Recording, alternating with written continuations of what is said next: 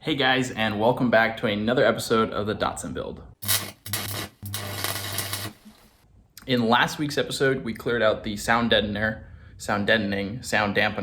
whatever it's called, from the interior of the car. Most of it came out really great. A little bit of residue was left in a few spots, which I'll show you in a sec. Removing the sound dampener also revealed a bit of rust that we didn't know about. So that brings us to this episode. In this video, we're gonna tackle the rust on the interior. There really isn't much, but under the seats on both sides, there's a little bit in the front here on both sides, and then there's a little bit back here. Besides that, there really is no rust, which is amazing, but there is a lot of residue left from the sound dampener, this kind of like black soot. So that's what we are going to be working on. To start off, I think getting rid of the last few pieces in the front here, including the insulation here, the automatic brake pedal, whatever this is. So let's just dive right in.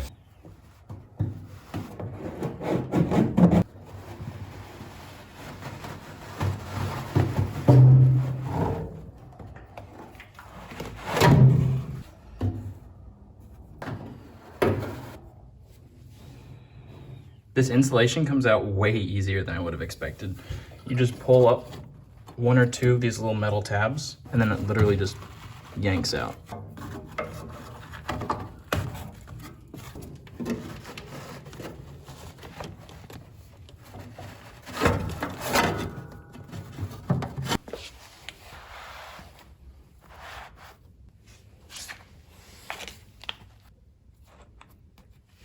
I'm not really sure if I should keep this, because if I keep it, I might be able to use all the cuts and holes to make like a perfect outline of the new insulation that's gonna go in there.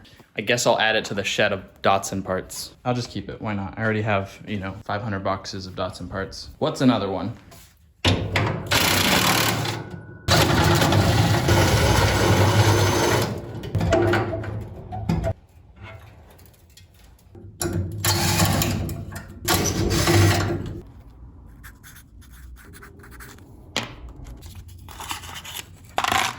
Bam, organization.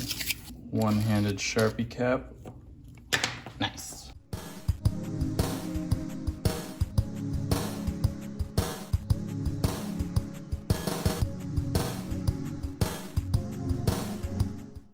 The insulation is all out now, and now we're gonna remove these cords and this wonderful Volkswagen footrest. That's just beautiful.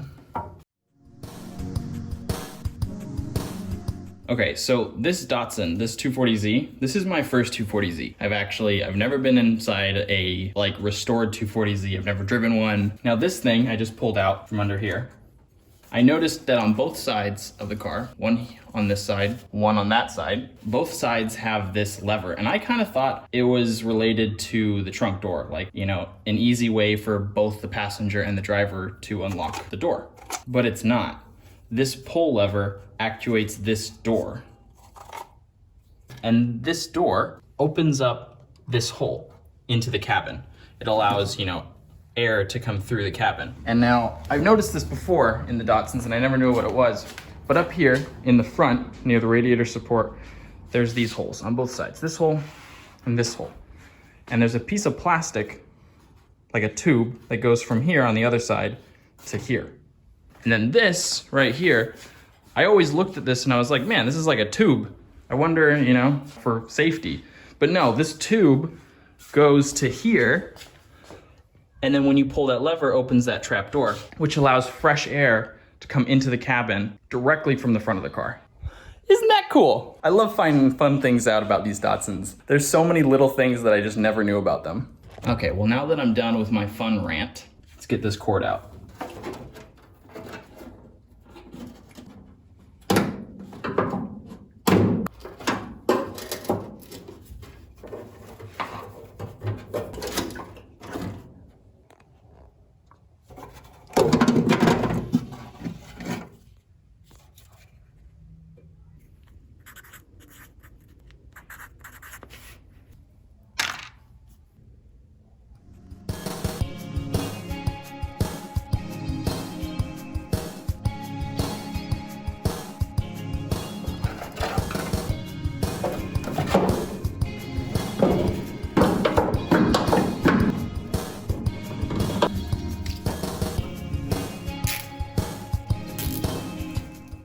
Now we got all that jazz out. It's looking super bare. So now it's time to grind away some rust.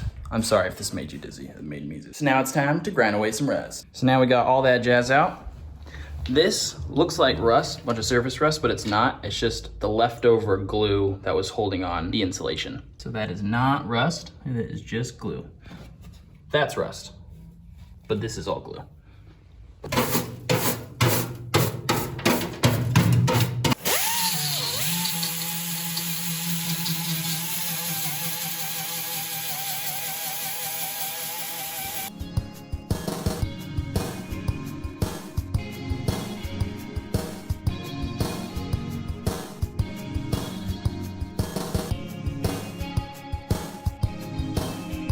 Just a little before and after action. Before, after. This one does have a little bit of holes in it. A little bit, a couple holes.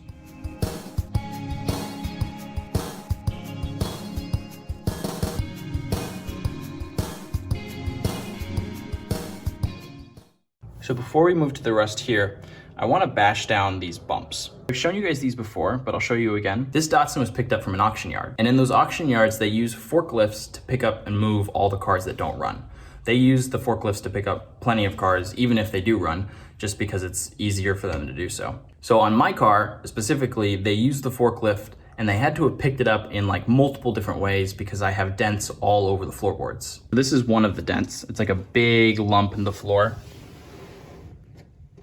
You can see where the metal's welded, supposed to be welded, it's like picked up. And then here, this massive line in the floor, most likely because they picked the car up this way. And then on the floor over here, there's another big lump right there. Now these lumps have to get taken out, and I've wanted to kind of bash them down for a while, but I guess I just wasn't ready yet. So I am ready to bash those bumps down. Let's bash them out.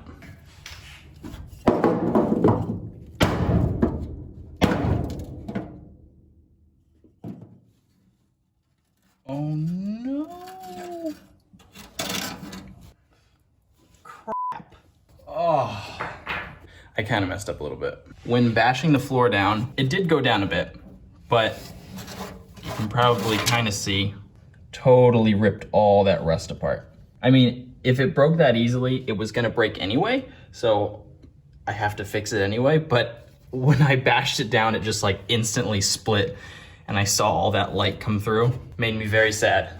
That's right, it's still not that bad.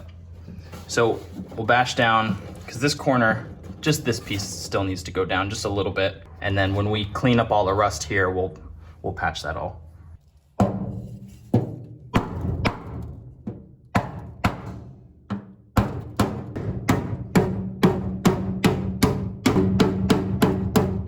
right, and now we're gonna bash this line out.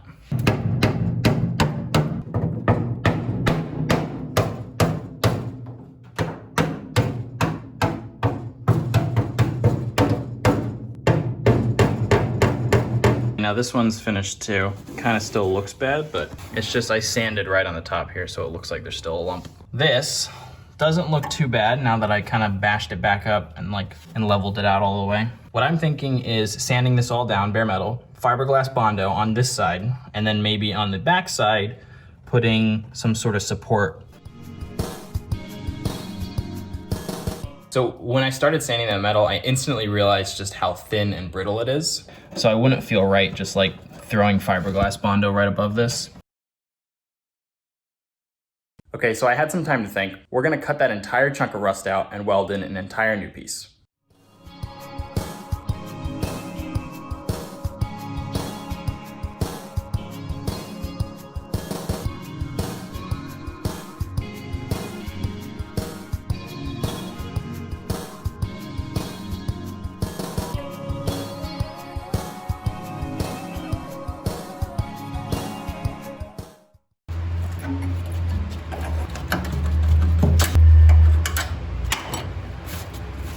We're now going to clean up the metal really nicely so that the welds make a really solid connection.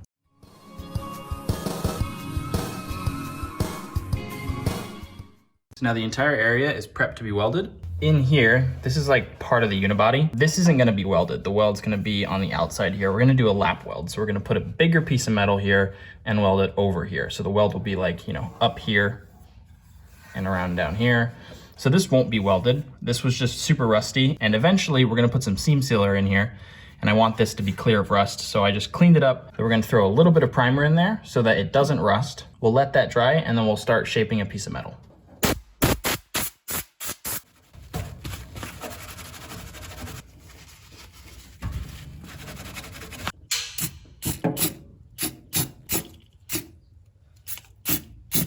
Now while the paint is drying, I am cutting a piece of cardboard so that we can get a nice fit on the sheet metal we're gonna cut out of the fender.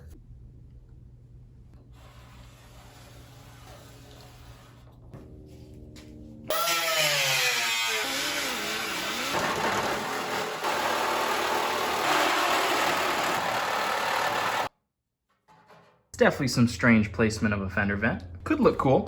Piece of metal is cut. Paint is not dry yet. I just touched it and it left a mark. Whoops. So I think this side needs to come in a little bit. Kind of like, just like that.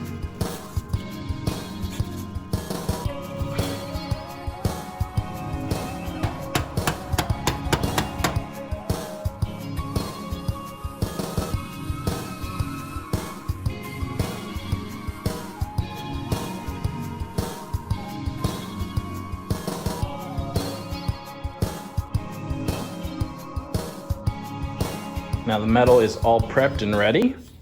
The metal in here is all prepped and ready. The only thing left is for me to get a little bit of practice in.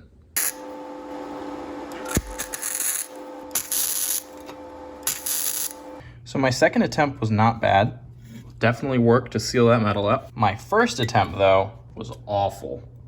Really had to dial in those settings. So I'm hoping the welds look like the second weld and not like the first weld, because that would suck. For our welding pre-check, we have proper ventilation, a good ground, clean surface, and some good old enthusiasm. The welder I'm using is the Display 4-Top. It is the cheapest welder on Amazon. If you want to learn more about this welder, I will put a link right here to a video where I did somewhat of a review on it. I guess it's time to weld.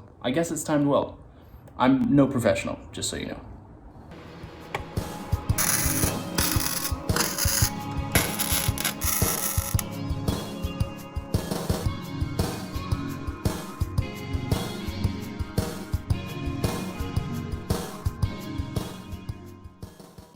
All right, now it is 100% welded in place. There's a few places where I kind of globbed up, and this is actually, I burnt a hole through, so I had to kind of like build on top of the weld to patch the hole, and then I burnt a hole there, so I had to build on top of there and also patch that hole. Something I didn't realize is that the metal down here and the metal up here are both different thicknesses. So I had to have a different setting for welding down here and a different setting for welding up there. Also, the reason I was kind of welding all over the place, like a little bit up here, a little bit down there, is because sheet metal is super thin, and if you just continue welding in one spot, you have a really high chance of melting the metal, especially on a flux core welder like mine, which is gasless. It's just kind of crappy. So your best bet is doing a stitch weld and going all around your object and kind of, welding in different spots to try to keep the metal as cool as possible, like distributing the heat. There are a few welds in a few spots that are a little bit wonky, so we're gonna go over those with an angle grinder, and then we'll go back over them with the welder, just to make sure they're like nice and strong.